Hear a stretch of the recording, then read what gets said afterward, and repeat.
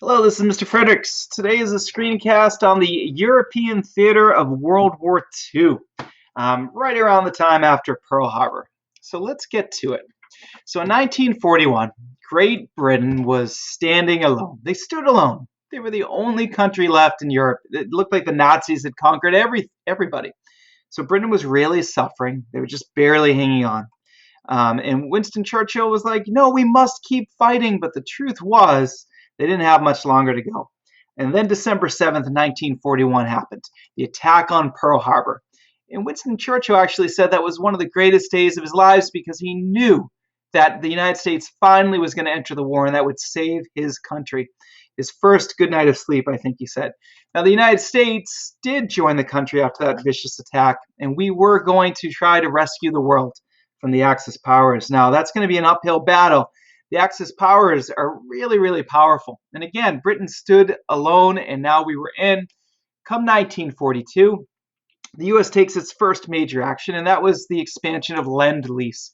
Now, if you remember, Lend-Lease was the bill where the United States was going to become the arsenal of democracy, hooking up countries like the Soviet Union, China, and Great Britain with all the weapons they needed to fight off the Axis powers.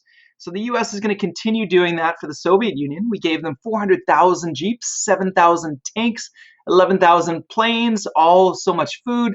Again, it kind of goes to that idea that World War II was won with US money and Soviet lives. Now, that said, all of this Lend-Lease is really going to prop up the Soviet Union, which was struggling against Germany at the beginning of the war, and make them a force to be reckoned with. Come 1942, the U.S. takes a second tangible action, and they have a conference. And by that, 2 weeks after Pearl Harbor got attacked, running into January of the next year, Winston Churchill on the left there and FDR are going to have what's called the Arcadia Conference. And the Arcadia Conference was where they had to decide where they were going to prioritize the war. Were they going to focus on Germany or were they going to focus on Japan? And they ultimately decided that their focus, their priority, was going to be to go after the Germans because they needed, the priority here was this, to save the Soviet Union and Britain, because they were struggling, could drop out of the war at any moment. And if they dropped out, the US would not be able to take on the Nazis in Italy by themselves. So it was a rush to go save them. Now, that also meant that there weren't enough materials to go, resources to go after Japan at the same time. So it was kind of a strategic retreat. Let Japan kind of conquer the areas that it was trying to conquer, and the US and Britain would deal with that area later. So ground was ceded. Third action, Operation Torch. At this point, the US and Britain decided that they would invade North Africa because North Africa at this point was dominated by the Italians. And when the Italians had trouble with the British, the Nazis came down to North Africa to help them out. So the US is going to do Operation Torch, the invasion of North Africa. We're going to attack from the west. The British are going to attack from the east, straight out of Egypt. And together, over the next number of months, they are going to battle the Italians, battle the Nazis, and ultimately win. Victory, the reconquering of North Africa. So, or should I say liberating. So now what? The British and the Americans were figuring out. So come 1942, they decided to have a second conference to decide the next step. That's going to be the Casablanca Conference. Now, Stalin wasn't able to make this conference, but the FDR was there, the Churchill was there, and they ultimately come to a few agreements at Casablanca. And the agreement number one is they will not have separate pieces. They will only accept unconditional surrender. There will be no compromises. There will be no deals made. There will not be you surrender, we'll get this, you get this. No, absolutely not. Unconditional surrender means you will surrender and we will have sovereignty over your state. We will tell you what to do, and that will be anything that we want. Complete control, because the Allies did not want to make the mistake of World War I, where Germany lost, and then many in Germany thought that they didn't lose, and they felt righteous about it, and they came back for revenge. No, this time we're going to make a peace that lasts. For example, Germany will be cut up into pieces. Their government will be tried, and if necessary, executed or certainly removed, and democracy will be embedded. To be even further, it was almost as if that Japan and Germany had to be completely dismantled, their governments, and they rebuilt up to be peacefully, something we call nation building, which I think the United States and the Allies did pretty well after World War II. And that is why they demanded unconditional surrender, total control. However, I would make the case, and that would be me, that this was a mistake. Many historians now often say that World War II could have been ended months, if not years earlier, that it was clear by 1943 that the Allies were going to beat Japan and Germany, but Germany and Japan weren't willing to surrender because they weren't willing to agree to unconditional surrender, to give in, to basically have no power. They were fearful of what would happen to them, and that makes sense. But when you look at the numbers, World War II was the worst war we have ever had in terms of combat deaths. And if we had had a chance to compromise just a little in order to save endless amounts of lives and end that war earlier, perhaps we should have done it. Either way, at Casablanca Conference, they got to a second agreement. Stalin was begging, please help me. Invade Western Europe, create a second front. Right now, the Soviet Union was getting the full brunt of the Nazi war machine. And if Britain and if Britain and the US could invade the western part of Europe to try to invade Nazi-held France, the Nazis would be forced to send their troops, or at least half of them, against the West, and that would really lighten the load on the Soviet Union, which is why Stalin was begging for a Western assault. Now, that said, it's the U.S. and Britain are going to determine that's way too costly. The Nazis are way too strong, and the U.S. isn't properly mobilized yet to take on that strength. So instead, Churchill famously says, let's attack the Axis powers, but let's not do it in France. Let's attack the soft underbelly. And what that really means is that the human body has muscle and bone protecting most of it, but the belly is the weakest part, soft tissue. So the Axis are vulnerable in their soft underbelly, which was his metaphor or euphemism for Italy. Said that out of all the places to attack the Axis powers, straight up Japan and Germany not the way to go, but Italy, they're weaker. So Stalin is entirely angry with this choice. Says he's been carrying the burden against the Nazis. He needs help. His people are dying, but Britain and the U.S. simply don't care. And this is going to lead to tension after the war, this decision to delay the attack on Western Europe, to delay D-Day. Now, that said, there is some record that Churchill and Churchill and FDR secretly had discussed that, why don't we let the communists and the fascists fight each other and kill each other for a long time before we help out our ally, the Soviet Union. That would be the better preferred action. So the fourth action coming out of the Casablanca Conference in 1943, the British and the U.S. co-invade the island of Sicily, which is, part of Italy. And they're battling and they conquer the islands relatively easily.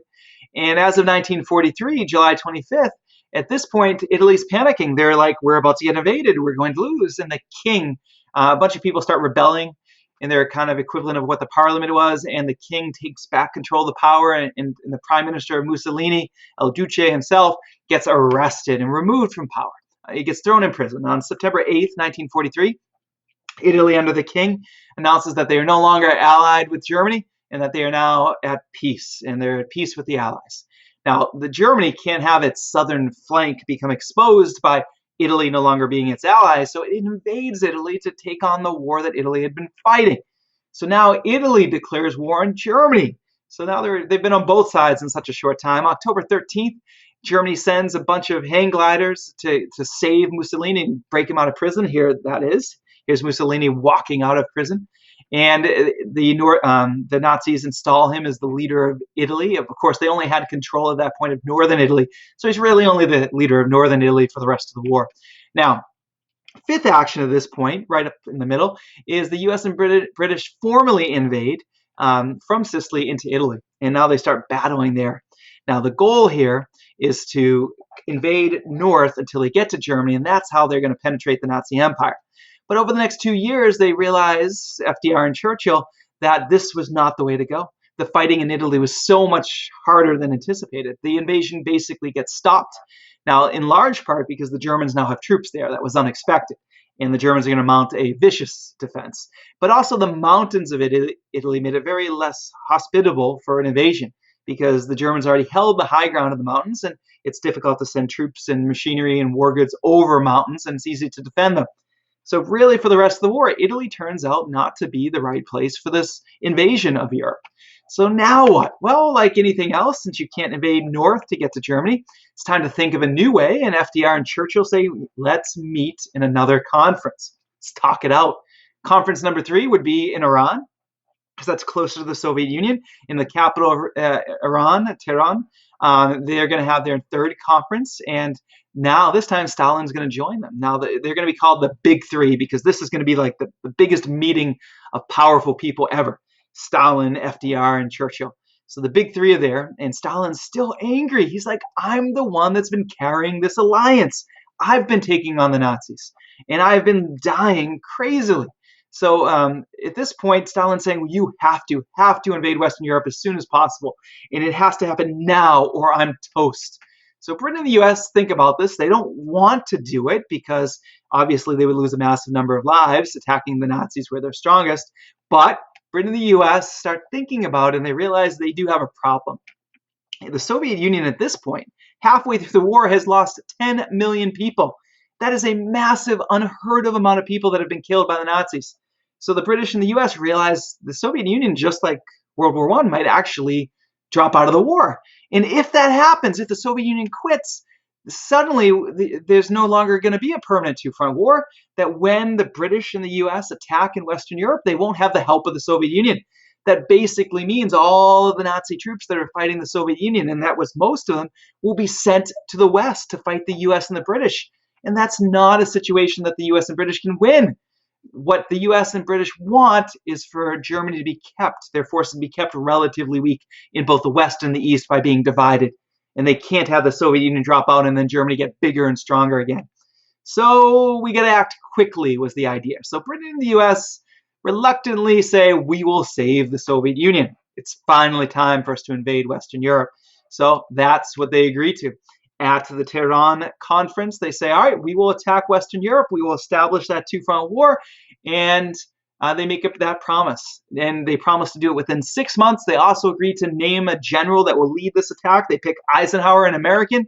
And Stalin is finally happy. He finally has some level of hope. Fifth action that the U.S. takes at this point. In 1944, now that we can't invade the Nazi Empire by attacking from the south, instead, D-Day is born. As we just talked about, we're going to attack the Nazi Empire from the west, the British from the islands of Britain to Nazi-occupied France. Now, this is a high-stakes invasion. It would be later known as D-Day, because if D-Day succeeds, then now we'll be attacking from the west, Stalin from the east. Hitler will be completely stuck into a two-front war, which he cannot win.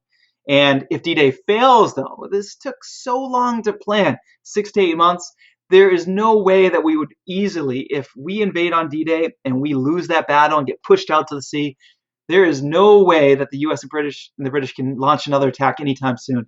And that means the Soviet Union will be left on their own and they can't survive. So if the Soviet Union can't survive, Hitler will rule some element of Europe, will not be defeated. And that is not a positive thing. So absolutely not. So we need to have some planning. We need to make it good. General Eisenhower from the US is going to be in charge. He's going to do such a good job that we're going to elect him as president later. Now, he's planning Operation Overlord, which is not just the invasion of Europe, it's the fighting afterwards to get to Germany, the invasion of Western Europe.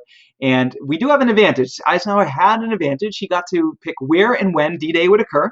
And, you know, that famous leader, Frederick the Great, had that huge quote, "He who defends everything defends nothing." What that means is Hitler was an amazing offensive talent, but when he conquered so much land that he couldn't spread his troops further enough to defend it all, now he was in trouble. He was an A-plus offensive genius. However, now he had to play defense, and his troops were so spread out, it just wasn't possible. So Eisenhower is going to exploit that. Now, to confuse Hitler, Eisenhower is going to implement Operation Fortitude, a little bit of spycraft and trickery. Basically, what Eisenhower wanted Hitler to think and the Germans to think was we were going to invade at a place called Pas-de-Calais. And Pas-de-Calais is in northern France, but it's away from where we were going to attack, a place called Normandy. And the reason why this is important, if we can convince Hitler that we're going to attack the other place, he'll move defensive troops and resources there. And it's going to work. Operation Fortitude tricked Hitler a number of ways. Number one, we sent up endless fake messages that we were attacking in other places other than Normandy. And the Nazis were listening and they moved troops. Number two, we did have a large element of our military that was good with building things. And so what did they do? They made a fake army. They paper and mache and a glue army, rubber tanks, and they put this huge fake army right across from Pas-de-Calais. The German planes would see it and knew the invasion was going to be there, but it wasn't. Another part of Operation Fortitude, The U.S. sent divers up to Norway, taking pictures and soil samples, made it look like it was reconnaissance for an upcoming invasion. Of course, that was fake. Troops were moved to Norway. Another example was, and this was kind of a separate mission, but the U.S. and Britain took a dead pilot and dropped him off the coast of Spain and put top secret fake plans in his flight suit. Now, the Spanish found the pilot with the fake plans, and Francisco Franco, the leader of Spain, gave it to his friend Hitler. And of course, that made it seem like the invasion was somewhere other than Normandy. So another aspect is Scotland. Scotland's located above England, and Scotland happens to be the closest area to Norway out of the Great Britain. So what Eisenhower ordered was we took our #1 general, our most successful general, that would be George Patton, the hero of the North African campaign, and basically gave him all the old soldiers and had them train endlessly in Scotland, that means northern Great Britain. And that made it seem like the attack was going to be on Norway. Of course, Eisenhower is going to use his best general for D-Day. So the fact that Patton was in Scotland implied the attack was going to Norway. And of course it wasn't. So that was a great diversion. So once again, Operation Fortitude, great diversion. So the Nazis are going to send plenty of troops everywhere except where they were needed. Now, Operation Ultra was something different. The British had captured the Enigma machine. This was what was used to basically code and decode all of the Nazi communications with each other. Now, they had no idea that the US and the British had an Enigma machine, so therefore we basically could open all the radio communications that Nazis sent out. So this is going to accomplish a lot of things. We could find out where all their subs were, what their attack plans were, but also we could catch 100% of their spies. And when we caught them, we could turn them into double agents. Tell them, you know what, we're going to put you in jail for life or execute you unless you start feeding Germany incorrect information about D-Day. So that is certainly going to help. Now, after all that, the actual attack is going to be on Normandy. And it's going to attack 5 beaches, specifically codenamed Utah, Omaha, Gull, Juno, and Sword. So that's where we are going to attack. Now, that said, Germany's perspective on this attack is a little bit different. Hitler says, I have to defend this attack. So I'm going to build my Atlantic Wall, basically a kind of a wall all along those thousands of miles of coastline in case to stop us from attacking, to stop D-Day. Again, I would remind you that he who defends everything actually defends nothing, and that's certainly going to apply to Hitler. He took all of his Russian POWs, or many of them I should say, and used them to construct the defenses along the Atlantic Wall. Just a couple examples of what was on the Atlantic Wall as defenses. These were called hedgehogs, twisted metal in the water so that the US and British couldn't bring speedboats up super quick at 60 miles per hour to invade, because if they did, they would hit these and blow up and get destroyed and tip over, and that would be bad. Obstacle 2, Belgium gates, which the Germans took from what the Belgians had created to defend against the Germans' invasion 4 years earlier. Well, anyway, those Belgium gates are going to be removed and brought over to the Atlantic Wall. The point was to slow up the U.S. bringing in of heavy equipment. And of course, heavy equipment on the beach is going to be sitting ducks if they can't move past these physical metal gates that are there to block them. Obstacle 3, mines were placed all over the beach. Again, our soldiers on D-Day would invade, and there were mines everywhere. So 1 out of every 4 soldiers was an engineer that had to find the mines, blow them up, get rid of them so the rest of the soldiers could move forward. So, and of course, as you're waiting there for the engineers to get rid of these mines, now all of a sudden you become a sitting duck. Another obstacle were log ramps. Basically, the log ramps were there. They'd be covered during high tide with water. Ships would come up, tip over. Mines could be attached to them, blow the ships up. Obstacle 5, barbed wire. Once again, the soldiers would have to sit there while the engineers came in to blow up the barbed wire. They'd be sitting ducks. All of this to make this very difficult for the troops to invade on D-Day, and it was. So let's talk about Eisenhower's perspective of the Atlantic Wall. He had to make a lot of decisions about it. Eisenhower decision 1 for the D-Day invasion of Western Europe. Do we bombard Normandy with our artillery guns, basically our naval bombardment to blow up all these defenses? And Eisenhower said no. He basically said that the best weapon we have is that this is a secret. We're going to catch them off guard. If they know we're coming, they're going to bring thousands more troops there. So we don't want a long bombardment, because that will cue them in that we're coming to that exact spot, and they'll call for reinforcements. So Eisenhower actually said, no, we're only bombing for like an hour or 2. And actually bombed everywhere else quite more extensively to throw the Germans off. Now, this is a somewhat controversial aspect of D-Day, because those soldiers were told that those defenses were going to be blown to bits and they shouldn't worry about it. And many lives were lost from those defenses, particularly because they were not blown to bits. But obviously, I've kind of explained the justification there. Now, Eisenhower decision number 2, should we use smoke so that we can cover the beaches so the Nazis can't see our invading troops? We tried to practice this, but it turns out thousands upon people running around with guns in a coordinated assault, they need to be able to see as well. So it didn't work out with the smoke. They called that off. Eisenhower decision number 3, should we attack day or night? And the decision was dawn. We would attack during the night and cross the English Channel, and then they wouldn't be able to see us coming. And then it would get light right when we hit the beach, and now we'll be able to see and coordinate for that massive attack. So dawn. Should the Allies attack for D-Day at high tide or low tide? Well, there's advantages to high tide. The ships can come in all the way up to the end of the beach, so they won't have to go slowly across the beach taking fire, right? But the problem is that during high tide, all of those defenses, like those hedgehogs, are covered with water, and that's going to lead to a lot of casualties on those boats. So instead, low tide was called for. That way the ship stopped way back, and the soldiers could run around all those defenses that were now exposed. Of course, that did make them much more susceptible to gunfire from the Germans for a much longer period of time. Kind of a no-win situation there. Eisenhower's decision, should we attack during a rising or lowering tide? What that basically means, even though we're attacking at low tide, did we want to attack while the tide was getting low, or while it was low but getting high? And a rising tide was what we decided. The idea was that the current of the ocean goes towards the beach as the current is moving towards high tide. So we get the benefits of low tide, but we also get the current pushing in. And when you have thousands of ships coming towards the beach, you want the current pushing them in. You don't want to fight against that current. So Eisenhower decision number 6, what type of moon? Well, if we're going to cross during nighttime, we need a little light so those ships won't crash into each other. So we needed a near full moon. And finally, decision number 7, what season should we attack on? Well, we wanted to attack at the same time the Russians attacked, so we could attack at the same point, like create a two-front war. And the Soviet Union has such horrible winters, they can't do a huge offensive with 6 feet of snow on the ground and it being 20 below. So we couldn't attack in winter. Spring, we had to coordinate thousands of ships crossing the English Channel. And anybody who sails knows that spring weather leads to terrible ocean waters, and that could destroy a fleet, and historically has. So not spring. Fall, we can't wait till fall. In 1944, the Soviet Union at any moment is going to fall apart, get defeated. So it had to be summer, and it had to be near a full moon, and D-Day had to be at a low tide, and it had to be during a rising tide during low, and it had to end up at dawn. And there was really only 2 days in the entire year that fit that formula, June 5th and June 6th. So June 6th, the attack is going to happen. Now, D-Day, the step number 1, we sent in paratroopers the night before behind enemy lines, which has got to be the scariest thing ever. Their job was to cut communication, telephone poles, to destroy bridges and destroy railroads.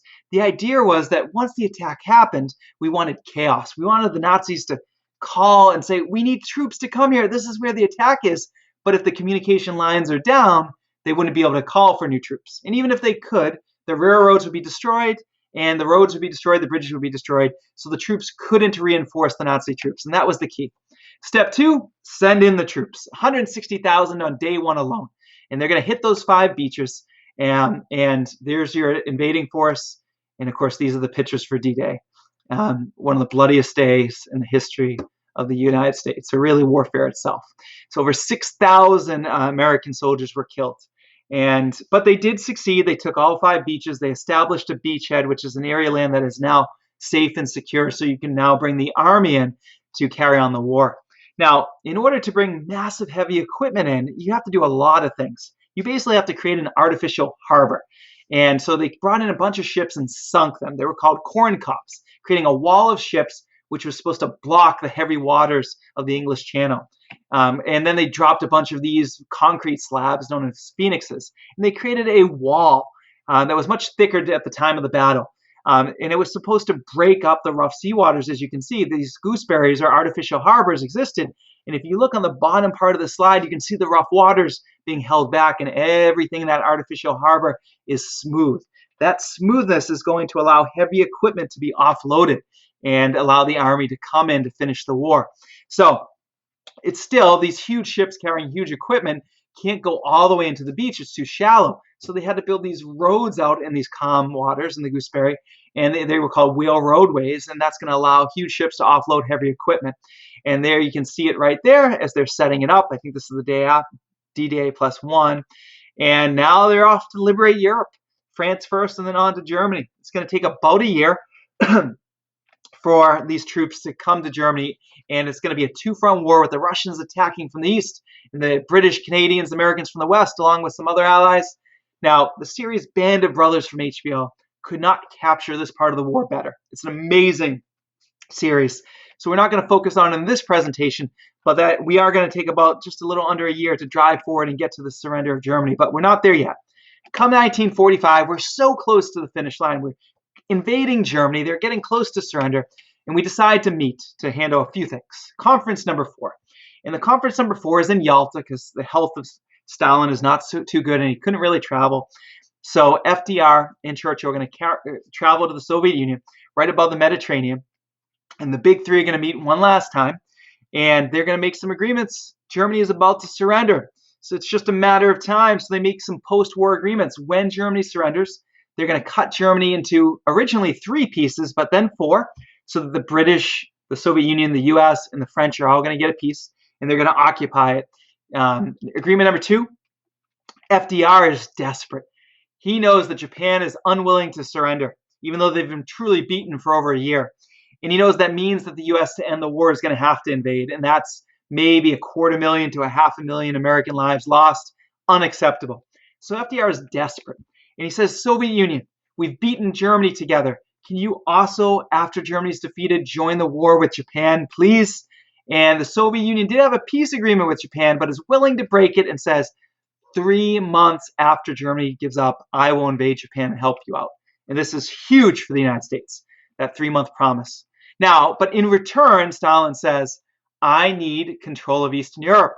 I need friendly governments on Eastern Europe. I'm sick of Western Europe invading me. Napoleon in 1800, Germany in World War I, Germany in World War II.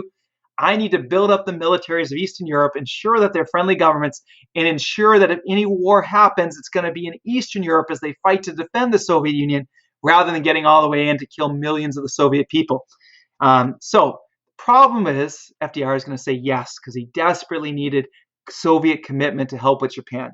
But this is going to lead to Cold War issues. Once World War II is over, people are going to be really angry at FDR for agreeing to take the first steps towards giving Soviet Union control of Eastern Europe. It's a very complicated thing, but this Yalta conference was the beginning of the Cold War anguish, sort of. So the Yalta conference is going to be a very positive thing for setting up post-World War II issues. Situations, but also a negative thing for the Cold War that it helps start. So a few months later, Benito Mussolini tries to flee Italy because he knows Italy's about to surrender, and he puts a German uniform on, tries to escape to Switzerland, is caught by his own people, and then his body is mutilated, beat up, and killed, and here he is hanging. Hitler looks at this very picture and says, I'm not going to let that happen to me. So truly, a few weeks later, as Germany is about to surrender, Hitler, marries his longtime love of his life, and then they both commit suicide, and then Hitler has his body burnt so that what happens to Mussolini can't happen to him.